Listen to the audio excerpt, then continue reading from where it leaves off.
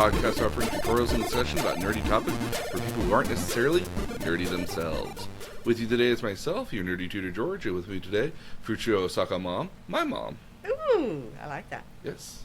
So, last week we talked about kind of the things we kind of know about Japan and what we're getting ourselves into when we get there. Today, we're going to go over what we're doing in Japan. Not necessarily all the details of what we're doing, because some of that I want to leave up to our imagination and what we see when we get there. Because we might see something and be like, ooh, that, versus other days we might be like, who knows? Yeah. And so, first day we arrive in Osaka, and I really just want us to be able to just explore a little bit and kind of get our bearings down. Obviously, we're going to need to pick up our JR passes, which is a railway system that's in Japan that's owned by the Japanese government. So, like, their trains run everywhere. Okay, so let's talk about the GR passes for just a second. Okay. In that they're not available if you live inside Japan. No.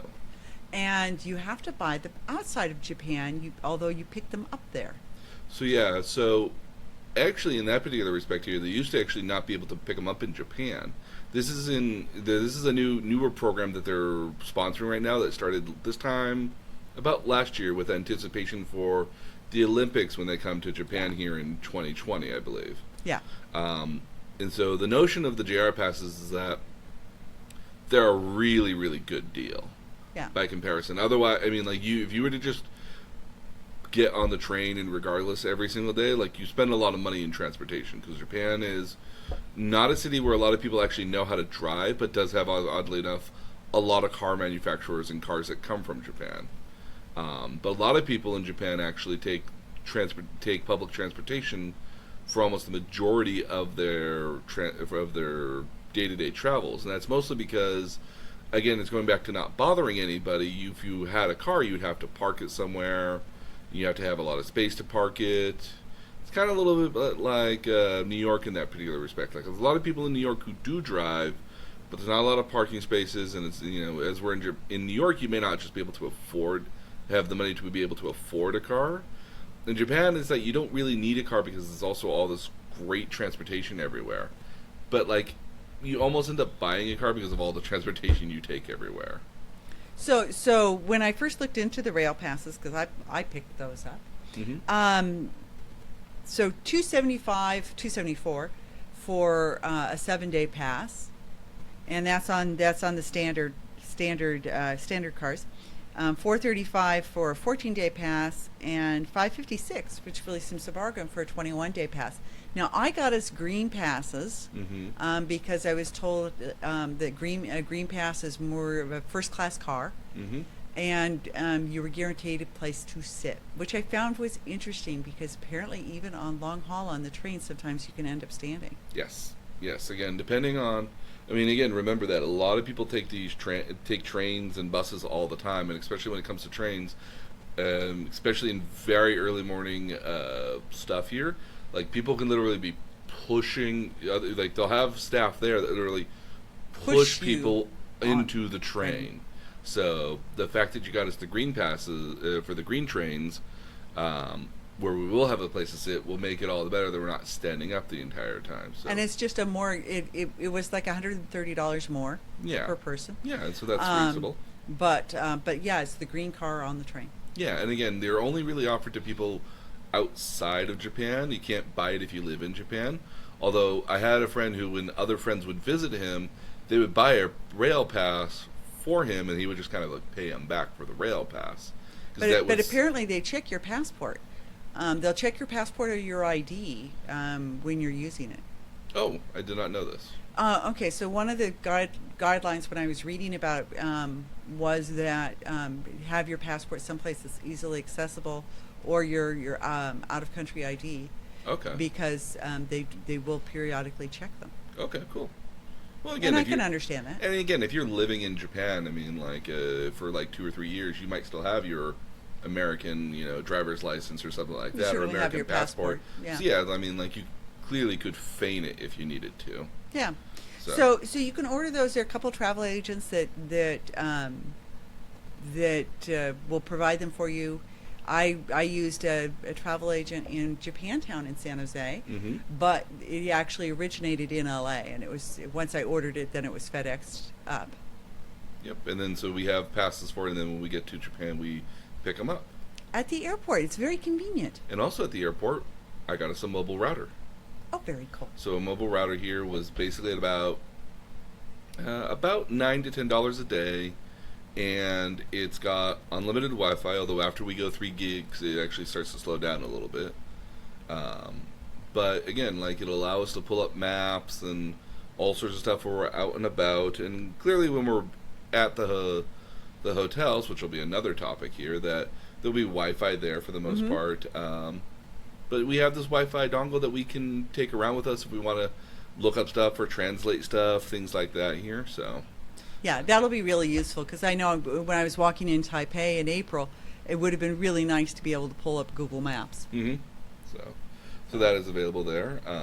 So no, yeah, our first day in Osaka, just kind of want to get around, get kind of familiarized with everything. I don't imagine we'll get to our and so what we're staying in primarily while we're in Japan is known as ryokens. And these are, if you had to kind of like describe them in a very kind of generic way, they're kind of like a hostel, if you will, but they're basically hotels that are kind of like low-key hotels. They're tatami mat floors, often very small rooms that are probably no bigger than about 200 square feet, if that in some cases. You know, they're meant to be slept in, not to be lived in. You know, so you sleep inside them, and then they don't. Most of them sometimes won't even have a bathroom in there directly connected. So you'll have, a lot of times I understand we'll have shared bathroom, which is dandy. Yeah, which is fine, and the same thing with bathrooms themselves where we go to bathe. Well, now, and some of them have baths.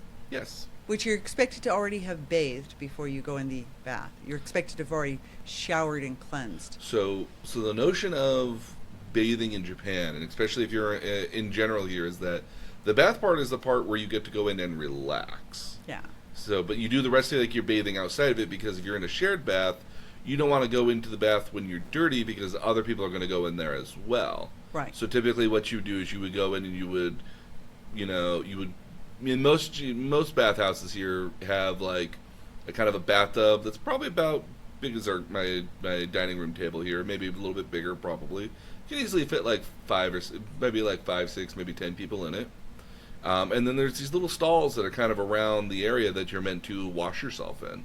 So they'll have like shampoo and conditioner and soap and a mirror beside it and kind of a hose faucet that you can kind of like go all over yourself. The big one is the bucket where you fill the bucket up and you obviously just splash yourself over the head with it to kind of like rinse yourself. So all that is available. And then when you're done with all that, then you go into the bath, and bath has also got like minerals in it to help you kind of relax and just give you a moment to kind of just relax the tension out of your body. And I understand, as an aside to that, one of the big things to bring back are Japanese bath salts because they're a big thing. Yes. It's a very popular item if you can bring them out of there. And I think in Japan they kind of give it away. Okay. So we can bring definitely those are to bring back. One of the things I do want to see on our first day here is Dōtonbori, which is kind of a canal that kind of runs kind of through the center of Osaka, that apparently has all these great restaurant shops and this super neon kind of like look to it. The signs are supposed to be amazing. They're supposed to be giant things. Mm-hmm. Like giant lobsters. Yeah. Oh, yeah, absolutely. And octopus. Yes, and one of the other things there is they have like these I can't remember the Japanese name for it, but like these octopus balls. Oku Takayunama or something like that. Yeah. And Taka something. Yeah. Well, okay, because mind you, octopus in Japanese is taka. Okay. Well, they're taka something. They're supposed to be octopus. Or no, taco. Excuse me. Taka is hawk. Taco is octopus. To me, taka is a Latin American airline. Taco to me is a thing I go get at the place at the Bell, but then it'd be octopus bell for the Japanese. They would probably look at us funny. Yeah. So they're supposed to be the balls where the octopus is in the center of sort of a dough-based. Yeah. There's like a dough vegetable sort of thing mixed to it. They're an Osaka thing. They're an Osaka thing. Yeah. Mm-hmm. Everybody says you have to do that. Oh, absolutely. Okay. I mean, there's some great restaurants there as well. If we had the time to, I would love to swing by. There's a Universal Studios there. That's what I understand. Yeah. I would, if we have the chance to, I would like to swing by there because they have an Evangelion ride, which is one of my favorite Japanese animation. And apparently, what they're selling right now are these popcorn buckets with the robots' heads on them. And you can now, mind you, like if you're able to get one back here to the U.S. on eBay, they go for about $100. Oh, cool. But I'm sure you can buy them there for like $25 to $30. So if like, I know I got asked by one of my colleagues that if I could bring one back for her. It's like, I don't know if I'll have the space for it, but I'll see if I even get to go there. Okay, well, and I saw a comparison online between that and Disney Sea. Yes. So it was interesting. So I'm game for just about anything. Mm-hmm. Me too. Yeah. Again, I'm looking for. I mean, it'd be kind of interesting to see what they do for a theme park that's clearly meant on more Western-based properties than necessarily Japanese-based properties. But they have a fair amount of Japanese properties there as well. Well, So- the comparison I saw said Disney Sea is an all-day thing, Oh yes, it is. but the Universal could be done in a couple of hours. So it seems to me that's probably pretty doable. Yeah, and that's something we can do that kind of get out of the way. And again, we don't necessarily have to do Dōtonbori the first day because again, that's still just right in the middle Yeah. of Osaka, so we can even go there once or twice even. Okay. So the second day, we're going to go down to the Kishiwada, which is kind of like a district in Osaka. Osaka, you got to remember that areas in Japan are kind of like not necessarily like states that we would have here, but more like counties almost. Uh-huh. It's kind of a better way to say it because it's not really any kind of official state. Like so, Kyoto is like its own county, and then you have Osaka's its own county. Tokyo is its own county.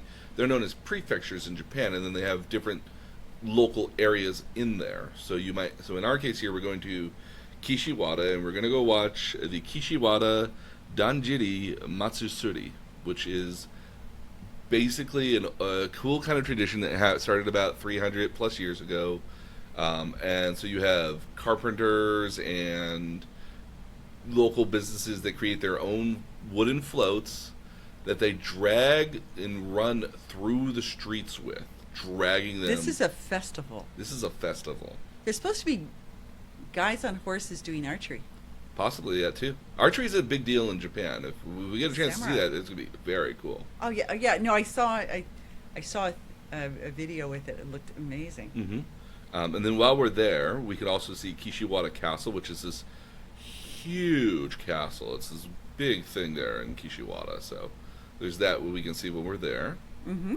On our third day, we're going to go to Nara, which is another prefecture, which is another area inside of Osaka. It's apparently about 35 to 40-minute train ride, maybe up to an hour, depending on from where we're going. But we're going to go to a park where you can pet deer. It's supposed to be a lot of fun. So again, and you ask yourself like, wait, you can pet the deer? The deer are naturally occurring deer that are in the area. They're not domesticated, but they're pretty darn close to it. So I guess the best kind of example might be like a local neighborhood cat that just kind of like goes up to everybody and it's like, "Hey, how you doing?" What you do is, so what happened was that the shogun in the area basically decreed that the deer you could not hunt. The deer were like a local patronage of a local god there, and so you can't hunt the deer there at all. So the deer just kind of naturally appeared there, but everyone eventually these deer you started feeding them these deer biscuits, which I'm told taste a little bit like nastier than a graham cracker, but they're still like a very plain graham cracker. Okay. And then you feed the deer, and the deer will actually bow to you and everything, because again, they see other people doing it and they think, oh yeah, I have to bow and get a deer biscuit. I'm told though that the deer are kind of entitled, so if you don't have any more on you, they'll still kind of try to start nipping at you, trying to eat Is this like Canadian geese in the park? kind of. Okay. Yeah, so but again, it's a very cool thing. While we're there as well, we can go to Todaiji Temple, which has the largest Buddha statue. This thing is just this massive 2 or 3 story tall Buddha statue. And I understand the castle's really nice. Oh yeah, and then there's also Horyuki Temple as well, which is which is apparently the oldest wooden building in Japan. So there's that there as well. So it's the stuff we can see in Nara. I mean, if we just get off the beaten path, there's lots of cool history that's in Nara. I understand there's lots of temples in Nara as well. Yes, a lot of temples there. Next day, we're actually leaving Osaka. Okay, so we've dealt with Friday and Saturday. On Sunday, we're leaving Osaka? No, so we arrive on Thursday. We arrive on Thursday, and then so Thursday is kind of like going to Osaka, maybe Universal Studios. So we'll see how we feel from traveling, and then so Friday is going to be the Kart Festival here, and then Saturday is going to be Nara, and then on day 4 we go to Kyoto. Very cool. And there's two things the two things I want to do while we're first there. We want to go to the we're going to go to the Toei Studio Park. This is basically kind of like Universal Studios backlot tour almost, but it's for all of Toei's shows that they do. So this is all their like historical pieces and all their like modern age stuff. It's also Toei's also the people that do the Power Rangers, or as we know them here at Power Rangers in Japan, they're known as Super Sentai. They also do one of my favorite series, which is Kamen Rider, which is Masked Rider. Okay. And so if that's so, I don't know if they have. Last I heard, they have like this like wall of like every single Red Ranger. That's just like this lineup everywhere. John would be like, oh, would love But what it. about the Green Ranger? Not the Green Ranger, no. John is the Green Ranger. I know he is the Green Ranger. He is. So there's that I want to go see. That is like that's a pretty good half day sort of thing. So like we can get there and kind of go see it. I'm told we can dress up there as well, so that might be a possibility. We can rent costumes? We might be able to rent costumes there. I'm totally down for that. I get to be the Pink Ranger? Well, no, like a kimono. Oh, a kimono. Even better. That's more my style. Yes. Okay. I don't think that let us... I have the hair if somebody can put my hair up. I'm sure we can find stuff sure we can find some nice hair ornaments for that in Japan. Yeah. The other thing I want to see is called Fushimi Inari Shrine, which is basically kind of translates to Fox Shrine. Inari means fox, as I understand it. And basically, if you ever heard of a torii gate by chance? So torii gates are these kind of wooden pillars that have like a bar across of it. This has got one of the longest stretches of torii gates. So, like, if you've ever like been to Japan, you've seen like this long stretch of torii gates with the bamboo on the sides. Yeah. So this is this super long sort of shrine where these massive torii gates are kind of like it's supposed to be really one beautiful. after another. And so that's something we can definitely go see while we're there. So. There's that's available there. That's something, I mean, we can see that kind of on almost any day, but it's definitely something I want to go see at least once. Our 5th day is what I call a free day. Now, free days for me are basically get lost. Drop off at a station here and get lost. Apparently, one of the major Kyoto stations is where we're going to be able to see that one Starbucks. Well, and I understand that whole district is supposed to be really cool. Yeah, so that's one of those days in which I just want to try to just get lost in Kyoto a little bit and kind of play it by ear almost. We have the time. I mean, it's not like I don't have anything planned in the evening either. I was thinking maybe find a way to get to Kobe, maybe try the Kobe beef, which apparently is a big deal in Japan, obviously. Yeah. But so that might be something we do in the evening for dinner. Okay. But I would just love to just get lost in Kyoto for a bit. Well, that district looks really, really cool. Again, it's like old buildings, but they're kind of renovated on the inside for more modern purposes. So that's really cool at the end of the day. Oh yeah. So yeah, no, so definitely repurposed, but preserving the history at the end of the day. Yeah, so that's one of those things I want to go do there. On day 6, we're still in Kyoto. One of the things I wanted to go do was see the Kyoto Railway Museum. Now, again, obviously trains are a big deal in Japan. This has got like 2-scale replicas of actual like various trains, from bullet trains to early trams, subway cars. Like, it looks really cool. And while we're there as well, they also have the Kyoto Manga Museum. Oh, perfect. So that would be cool.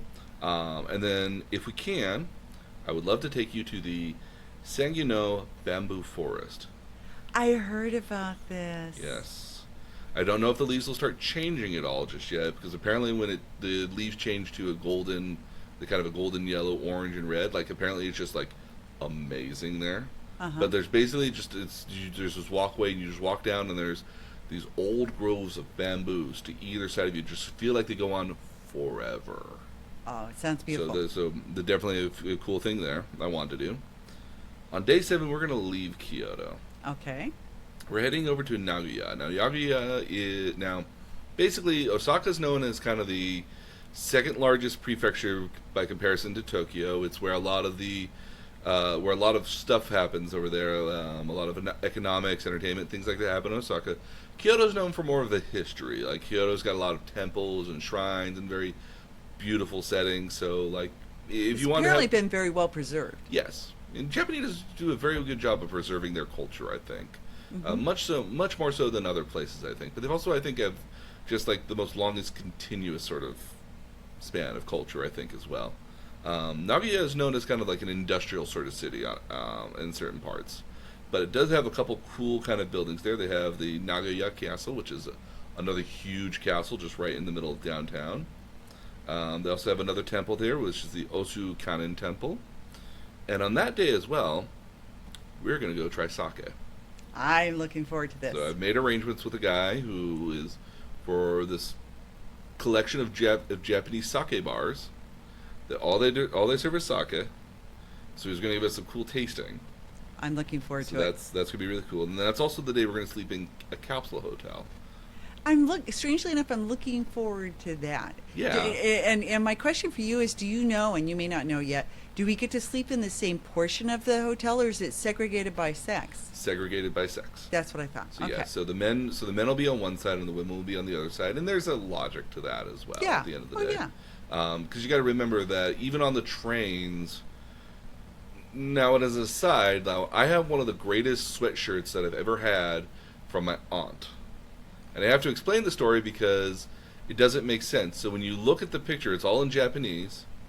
And basically what it is, it's the kind of like the bathroom sign for a guy and a girl, and they're on the train. But the guy's got his hand kind of going underneath the skirt of the girl. Yeah. And if you don't read Japanese, the shirt looks very offensive at the end of the day. She's like, what on earth is going on there? But then if you read the Japanese, it does say, beware of perverts, perverts are on trains. Now, the reason why that is because, again, as we were saying before, that mass transit is a very big deal in Japan, and they pack people into trains very tightly. And one of the problems that can happen here is that when you're really packed into a train very tightly, there's not a whole lot of space to move. Like, personal space is not really an option on there. And so a lot of the women there, if they're wearing skirts, and especially if you're a school age, if you're from middle school to high school, where you're kind of forced to wear a skirt. Yeah, you're kind of forced to wear a skirt as a part of the school uniform. Especially more the case in high school, because in high school you might be traveling 20 to 30 minutes on train to get to your high school maybe. So the problem here is a lot of guys, because you're packed in so tightly, will reach and molest women, and women generally won't say anything at all because they don't want to bother other people with their own problems. So one of the videos I saw said, if somebody pinches you, because they talked about you're packed in tightly on the trains, grab their hand as quickly as you can and yank it upwards and go, whose hand is this? And that will stop it. There is kind of a way to circumvent it a little bit in Japan. Now, in the early morning hours between like 7 a.m. and like 9 a.m. in the morning, there is a women's only train. Car on the train. There is a women's only car that's on the train that only women can go onto. Men can go on it as well, although men generally get very, very evil eye looks from them, and they usually get shuttled off of there. Yeah, I read about that. Yeah, so there are women only cars on the train, so those are available, so that women don't get that happening to them at all. But anyway, it is a very cool shirt. Annie Yes. Claudia got that for you. It's a very cool shirt. The question is always going to be that, like, is one of three different things. One, does she know what she got me, and is either trying to send me a very subtle message? Two, does she know what she got me and has a great sense of humor? or let me rephrase that here. Number one is that she doesn't know what she got me and just picked up something in general, not knowing what it was. Number two, thinking that she knows what it is and she's trying to send me a subtle message.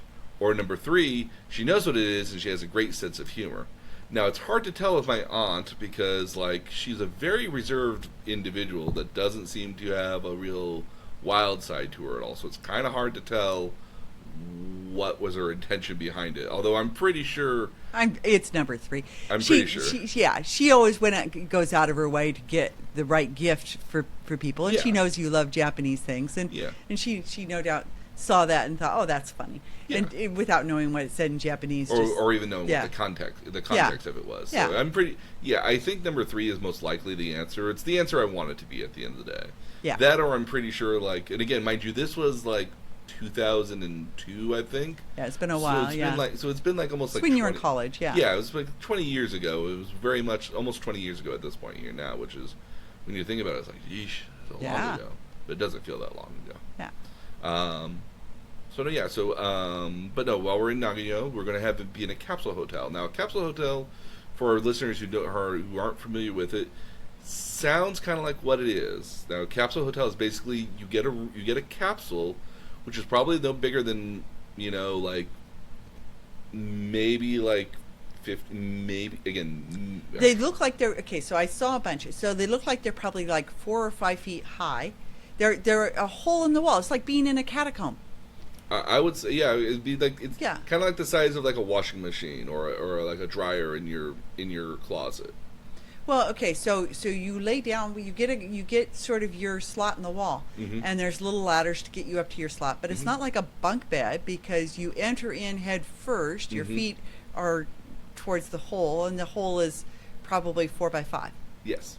Yeah. So, but they look really interesting. I really kind of wanted to have that experience because I don't know where else you could have that experience. And that was my thing here too. Like, I don't know where else I would get this experience, so I was like, I totally want to do that. Yeah. And again, a lot of this is going to be like, where would I get these experiences outside of Japan? Yeah. And a lot of it's, not likely to get it at all. Yeah. I'm not likely to be able to ever find any of these things outside of Japan, if only just because, like, again, Japanese culture is a very insulated sort of thing. Like, a lot of their culture, when it bleeds out of Japan, like, doesn't gets very modified. Often, gets modified and reinvented in more, like, even here, like, when we have sushi, we have rolls, and we have, like, a California roll, which doesn't exist in Japan.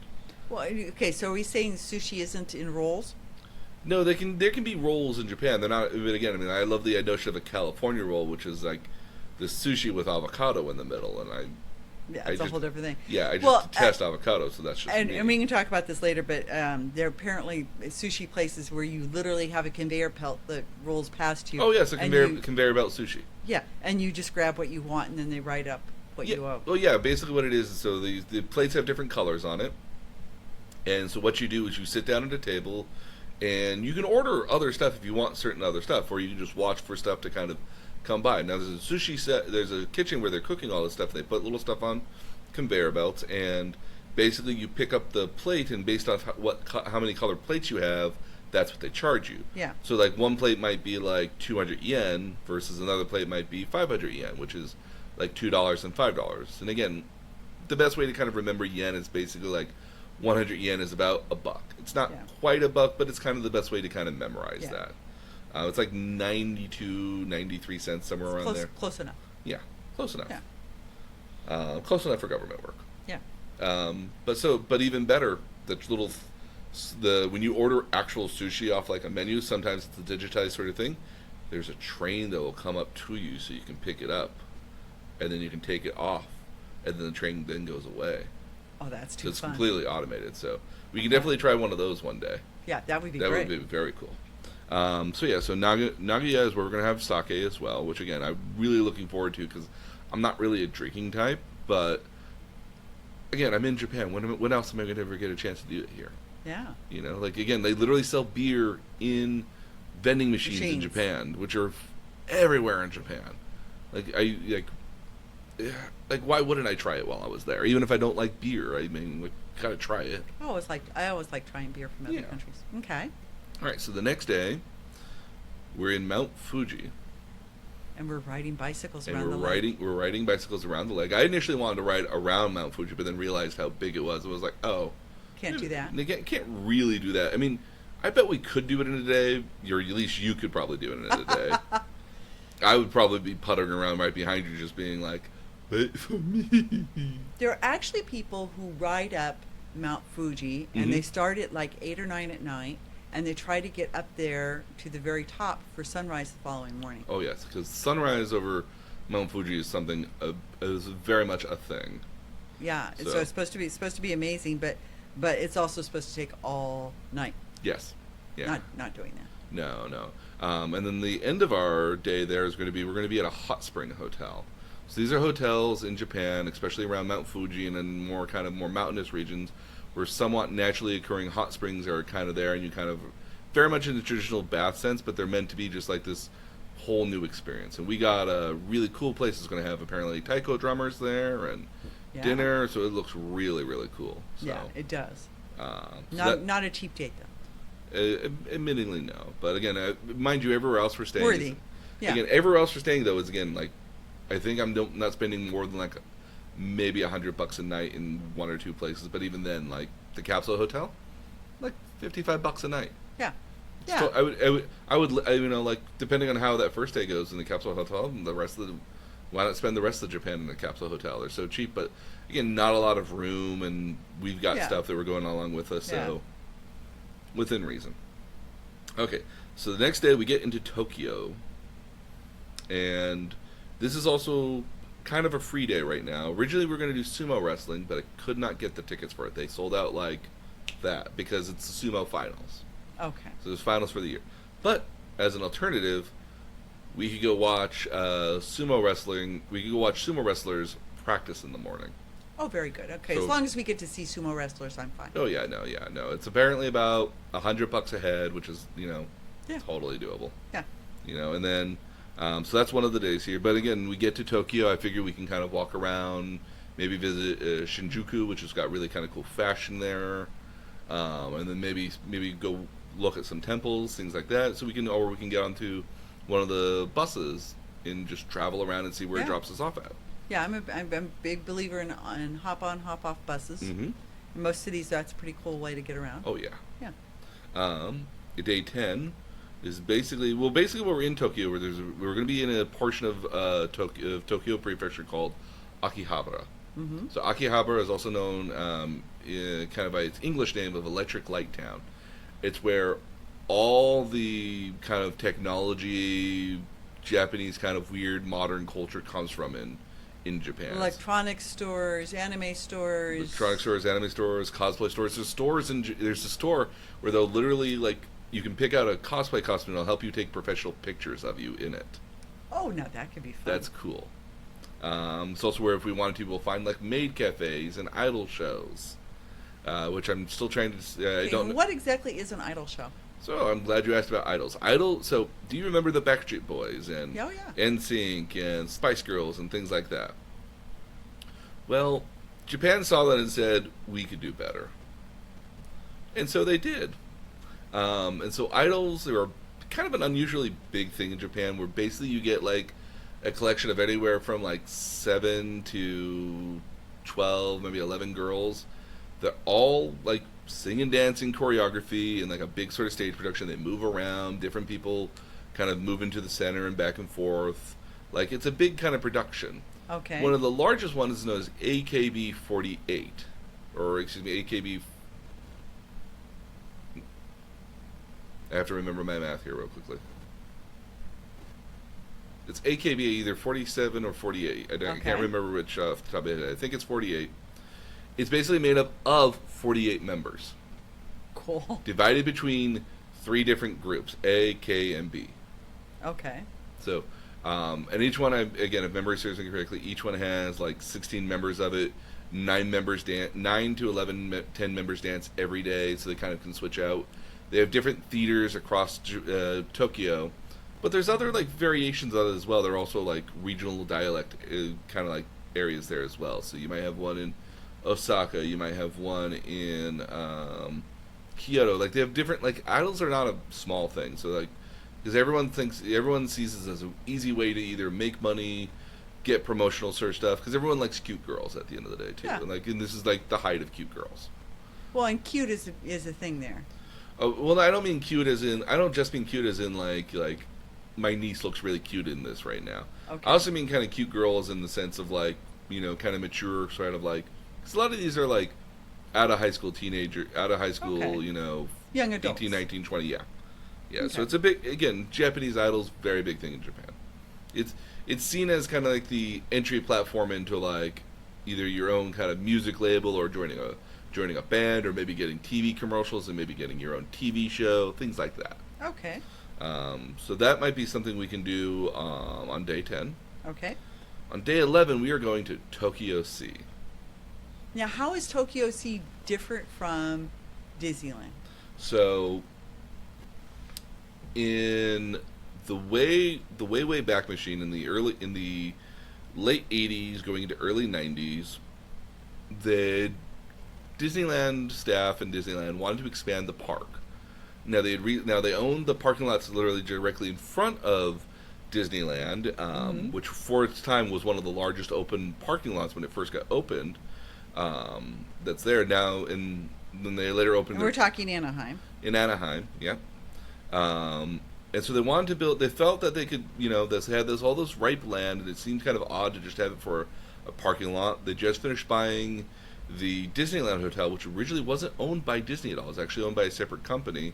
And then another hotel and a couple more spaces of land around there. So you're able to expand. But what they didn't want to do initially is they didn't want to expand in Anaheim. They wanted to expand in Long Beach. And originally they bought the Queen Mary, which is this very famous cruise liner ship. Luxury liner, yeah. Luxury liner. They bought a bunch of the land around there. And the intention was they wanted to build a new theme park nearby. So and then what they would do is they would have a light rail system that would get you from Disneyland all the way over to this other theme park. They wanted to call it Disney Sea, and the notion was supposed to be all water based. It was supposed to be based off of the theming was supposed to be much better than what was at Disneyland, because Disneyland was always kind of an evolving sort of thing. But a lot of time when you go through Disneyland, like the theming kind of like gets a little disjointed from place to place. Sometimes, Yeah. you Well, walk in because you have new characters that you need to introduce, because you have. movies and franchises, Yeah. but then you also have new rides to take over old space there, and then some things might fit better versus other places. And again, they wanted to build this really great amusement park that was kind of based off of like Jules Verne's and all water themed. But anybody who knows the history of Anaheim and Disneyland knows that Anaheim hates Disneyland. I don't mean it I don't mean like in the pejorative sense, like, oh, look at those Disneyland people. No, like Anaheim hates when Disneyland tries to expand, because Disneyland wants to expand really badly. Yeah. But Anaheim won't let them, because they already create such a ruckus there already. Like their entire downtown district is basically Disneyland and the surrounding hotels around it. But everything else around Anaheim, it kind of just gets sucked up by Disneyland. So a lot of other areas outside of Anaheim are not the greatest at all. And then because a lot of the money has to go into focus into Disneyland and supporting Disneyland. Yeah. So a lot of the money can't get focused on other portions of Anaheim as a result. Which some of the areas, if you go outside of Disneyland for more than 2 or 3 miles, you start really kind of seeing oh, this is not as nice as the inner core of Disneyland. Little seedy. Yeah, it starts getting kind of seedy. And Anaheim was always forever having a problem with Disneyland doing fireworks and late night shows, and because it disturbs residents. Yeah. precisely, having worked there for many years, almost 5 years actually. You would get complaints about the fireworks happening at nighttime from people who are trying to go to sleep. It's I had one person ask me one time, it's there's somebody banging on my wall. It's oh, will you look outside your wall for just a minute to the northeast, or to the northwest? Though it's the fireworks from Disneyland. Oh, well, tell them to stop. I'm trying to go to sleep. It's I'll go ahead and give them a call. Yeah. When the fireworks stopped after 9:30, after 9:50, because it's a 20-minute fireworks show. Yeah. I went and called the woman. It's hey, I just got off the phone with Disneyland. They're stopping the fireworks here very shortly. About time. I was okay, you're welcome, ma'am. Even though I never called Disney. Yeah. And I never did anything of the sort. So Disney Sea is what they envisioned for the Queen Mary? So yeah, so like originally what they wanted to do is they were going to incorporate the Queen Mary in some way, and it was going to be literally right on the waterfront. And so Disney Tokyo Sea is kind of the envision of what they wanted that to be at the end of the day. So it's got a lot of the rides that are there are very aquatic themed. There's a lot of stuff based off like the Little Mermaid and Finding Nemo. Basically, anything that kind of takes place near the water happens there as well. It's from everything I've ever heard is the one that's supposed to be the best themed Disneyland park ever. I had heard that it's relatively adult. Yes, but it's more mature by nature. But again, like it's really really cool. And apparently, there's also a lot of like, or what they would call us would be called a gaijin, which is a foreigner essentially.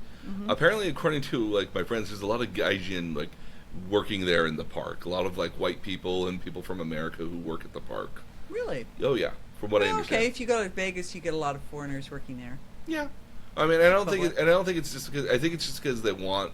You got to remember that Disney doesn't actually run the parks. A Japanese company actually runs the day-to-day stuff, but Disney still owns it at the end of the day. Okay. Kind of like a hotel where like you might own the building, but you have a separate. Well, the national company. parks have people who Caretakers.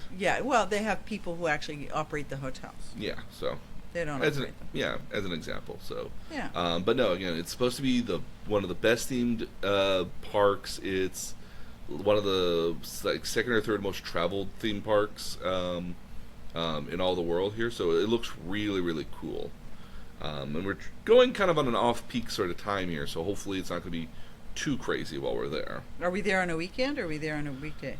We're there technically on a weekend just because the hours would be open later. Oh, okay. That So- makes sense. So, Okay. but we can always change that around to try to get it on a weekday, maybe. Well, no. If it means that there's longer hours, that works. Yeah, I mean, there'll also be longer lines. But again, we're going in September, so it's school would be Off-peak. back in session already Yeah. here by beginning of September. So hopefully, not that crazy. Okay. Day 12 again. So day 12 here is going to go watch the sumo wrestlers practice in the morning. Was something we can do. Okay. And then in the afternoon here, we can go to the Studio Ghibli Museum. The Studio Ghibli, if you know, is maker of like My Neighbor Totoro, which was one of my favorite anime movies ever. We probably know it a lot more better off of stuff like Ponyo and Castle in the Sky. Trying to think of more recent stuff there, like Japanese movies.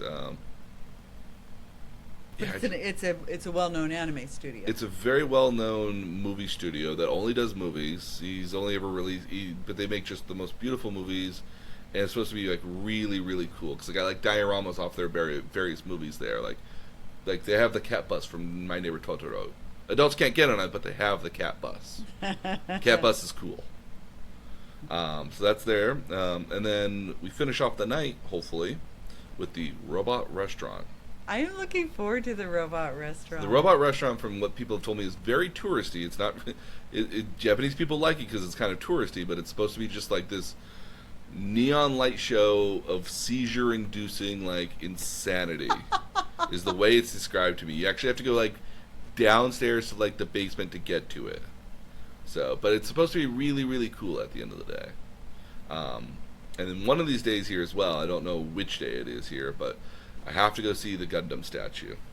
Yeah. So those who followed us for our mecha anime will know that will have heard me mention Gundam before. It's one of the most popular, longest running Japanese franchises in Japanese animation. It's basically these giant. I want to say like 6-7 story tall giant robots that like move around like they look like samurai warriors. Which is somewhat intentional. Okay. And there's a statue of it that's supposed to be a life-size statue of it in Tokyo. And at nighttime, because it's based off of the Gundam Unicorn, which is the most recent kind of major release franchise of the Gundam series here right now, it's very good series as well, by the way. It's supposed to be based off of that, and one of the hallmarks of the Unicorn, of Gundam Unicorn, or the Unicorn Gundam here in this case, is that it transforms. So like its individual armor pieces kind of move out of the way to release kind of like a neon underskirt kind of thing going on. Okay. And so it looks really cool at nighttime. They make a big old performance of it as well. So That definitely would be very something. cool. Oh yeah, definitely something I want to see here at nighttime. Now is that in Akihabra or where is it? That's actually more toward the south portion of Japan, of Tokyo at least. Okay. So All right. it's not. It's one of those things that we might be able to do on a free day, maybe in the evening. But some of this we can kind of switch around here a little bit too. Okay. So nothing's in place necessarily. And Okay. day 13 is the last day in Japan. And we'll depart from Akihabra to Narita airport and fly out from there. Okay. I don't really have anything planned in the morning there, although again we could theoretically Well, but our flight's at what, noon? it's like like at noon, 1 o'clock I think. Yeah. We could do something on that morning. The question would be what would we find to do on that morning is the only thing. Maybe just going to a grocery store or a 7-Eleven and picking up last-minute souvenirs. Yes, souvenirs. Those are one of those things that we want to bring back. Yeah. So I mean, I think I always like bringing back food because that's always a fun Mhm. thing. They're famed for having flavored Kit Kats, so I have requests for that. So in Japan, they're known as kitakatos. Kitakatos? Kitakatos, because they like the onomatopoeia way it sounds. Oh, okay. Japanese people are big. A lot of Japanese humor is based off of puns. So they love their literal humor and their puns a lot of the time. So words that kind of sound like similar to one another, like is a very popular style of comedy in Japan. It's considered kind of like a dad joke in a lot of ways because it kind of is, but like it's still very funny at the end of the day. Okay. So Well, I can bring back Kitakatos. yes, they come in millions of flavors. There's apparently been over 300 or 400 different flavors in Japan since they were introduced in the late 70s. I believe I have a request for raspberry. So there's raspberry, strawberry. I've heard of an apple cinnamon one, which sounds really cool. There's just I'm not sure about apple cinnamon. I don't know. I love apple cinnamon stuff. Okay. I remember the Cheerios, the apple cinnamon Cheerios. I don't That's true. even want the milk. I just want the cereal. Yeah, that's You true. just Apple Jacks. Yeah, those are so. But no, they come in lots of flavors. They even come in kind of odd flavors as well, like wasabi and green tea and. Lots of matcha flavored things. Yes, yeah. I'm down for that. No, absolutely want to try that stuff here. And again, I'm been asking around work and what people would some people have no idea what's available in Japan. It's like, okay, well, I'm bringing back a bunch of Kit Kats for everybody in the office one way or another anyway. So I've heard they are awesome. So oh yeah, so I have to bring back some of that. I would love to find something to put on my desk at work. Some sort of little figurine or something, if I can find one there. I don't know of what at all. So Well, each city is supposed to have a mascot. so every city does have a mascot, and that's a kind of a big thing in Japan to help with the tourism. But in general, it's kind of a cool thing here. There's actually more recently there is a rogue mascot. A rogue mascot. So there's a mascot for a city, and I can't remember what the city is. John Oliver on his Last Week Tonight bit did information about it. So there is a mascot that's not the official mascot of the city. It's based off of the current mascot from that city. And basically what the mascot does, it looks like it does something looks like it's going to do something completely innocent, and then it does something just completely weird and off the wall. Well, I'm It's going to very assume bizarre. kind of lewd and crude and Yeah. probably inappropriate. Oh, very inappropriate. And Okay. but again, it's weird, and it's Japan.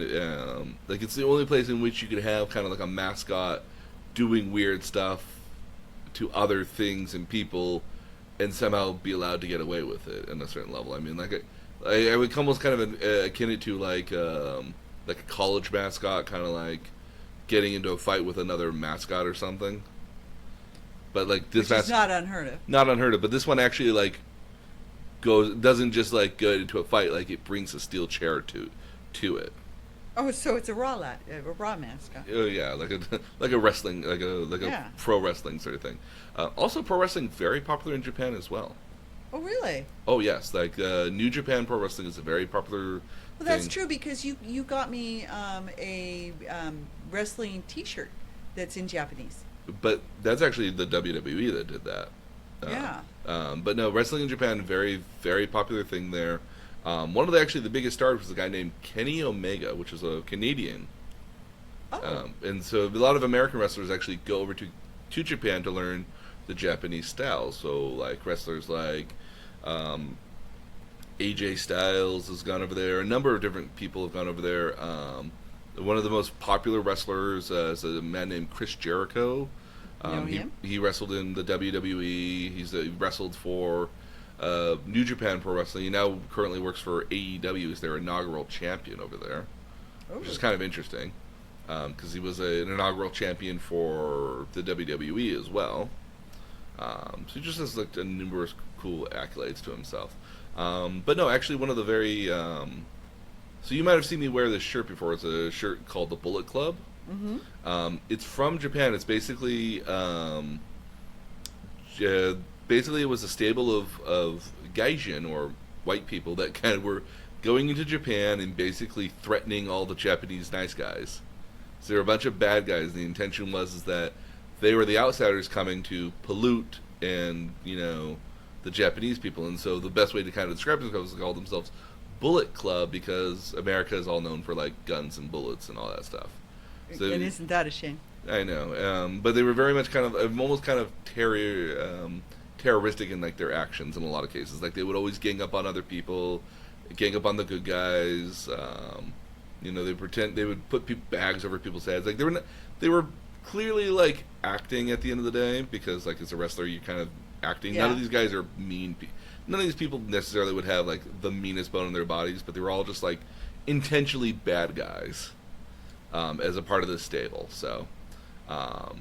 But yeah, no, wrestling big deal in Japan. No shows are happening while we're there, but not that I would want to go to it because I don't watch it regularly because it's hard to watch regularly. Because it's all in Japanese. There's an American version of it, but it costs quite a bit of money to subscribe to it.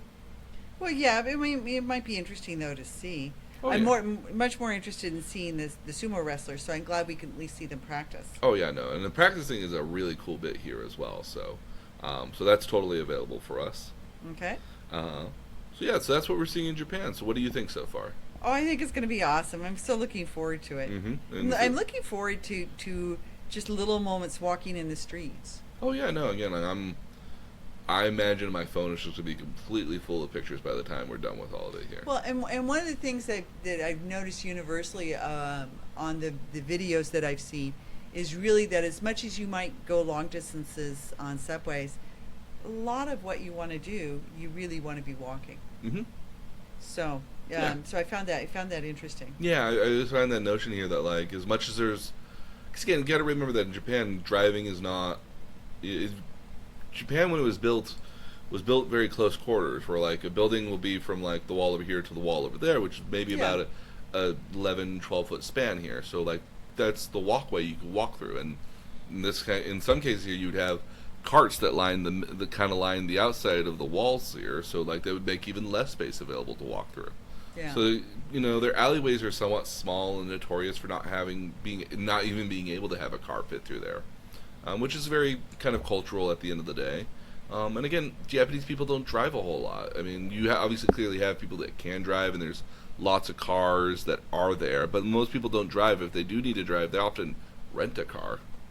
Well, to go and I places. really kind of like the idea. I think at some point as a culture we'll go to that as well, where I like the concept of zip cars, which is something they tried a couple of Mhm. years ago that didn't unfortunately do particularly well. No, well, But- I mean, I never heard of it until I got here into San Jose. So, Yeah. and again, if you don't advertise it very well, then people don't know what it is. I mean, that was a lot of the problem with the first electric car that they had, the EV1, was that they kept making commercials for it, which made it like this very grandiose sort of thing, and that they weren't ever actually describing what it was they were selling or trying Yeah. to sell you on and sell you on what it was that you wanted to get. They were just the future of today, and like all this Yeah. platitudes. Yeah. And I hate platitudes. Yeah. It doesn't accomplish anything. No, and again, like for what it was, it's the modern day version of what would be a Tesla here. And you know, they went 50 miles to a charge. It took 3 hours to charge it, and they could go up to 75 miles an hour. And in all reality, like it's kind of what you want out of a car. It's just to go like if it goes From here 75 to miles. there. Yeah. Yeah, and if you just need to go from here to there to work, or like it's not obviously meant for long distance sort of traveling, but I mean like you had it, you know, but it was a great car to get to and from other places. And in early 2000, the batteries would have been made more efficient later on as they do now, and because now a Tesla can get like anywhere from 300 to 350 miles to the charge. Oh yes, but I have a friend who has one and refers to it as his stressla, because if you're making long drives, he gets real stressed about whether or not he's going to make it. Yeah, because you got to because you got to know. You got to find an EV charger, and you got to be willing to go have dinner someplace. Yeah, because it apparently takes like an hour to charge it or something. Yeah, yeah. So he refers to it as just stressla. Oh, But hey, if you have the money, you can be stressed. I suppose so. You know, yeah. At the end of the day. I would love. They look like such cool cars at the end of the day. They do. So. They do. Okay, so I'm looking forward to the trip. You have a great itinerary there, and I like that we have some free time to sort of explore. Yeah, and I always like going on vacation and getting lost. I mean, like Yeah. I want stuff that I clearly want to go see and do, but I really just want to be able to like have hours on end to just kind of like walk around and get lost. And because again, like when I've gone to San Antonio, like getting lost, I found one of my favorite barbecue places that now whenever I go to San Antonio, I have to go to. Well, and you and I walking around Villa Hermosa, Yeah. and that awesome chocolate milk. Oh yes, yeah. Yeah. The goblet of chocolate milk. The goblet, that thing was huge. Oh my goodness! Like he was like, oh yeah, I'll get a chocolate milk, I guess, and like not realizing that when they brought me this chocolate milk, it was like the size of like, I don't know, like the holy grail of chocolate milk, I guess is the best. Well, the way Mayans discovered chocolate, so what did you expect? That's true. Yeah. We figured out a way to put sugar in it. Yep. Alrighty, so I think that'll do it for us here today. Again, it's a little bit of a shorter episode, I agree, but again, like we're just super excited. And when we're in Japan, I plan to have little blogs, and so I want to have every day where we talk about what we're going to see each day, and then at the end of the day, come back and talk about what it is that we saw. Yeah. Which again, super looking forward to. So, on behalf of myself and my mom, thank you so much for listening with us today. You can find out more information about our about our podcast on Nerd Tutorial Podcast online at www.nerdtutorialpodcast.com. We have a Facebook group as well, so facebook.com/Nerd Tutorial Podcast, and I have a Twitter at nerd_tutorial. So if you have any ideas or questions or comments, you can always message me there, and I would love to know if anybody's got any great ideas for Japan when we go there. I mean, like. Open to suggestions. Open to suggestions, again. Absolutely open to that. And so on behalf of myself and my mom, we'll see you. We may not be uploading frequently while we're in Japan, so you might not hear from us for a couple weeks, but when we get back, we'll certainly upload a lot of these episodes. But on behalf of myself and my mom, thank you so much for listening to us, and we'll see you in a little bit. Bye.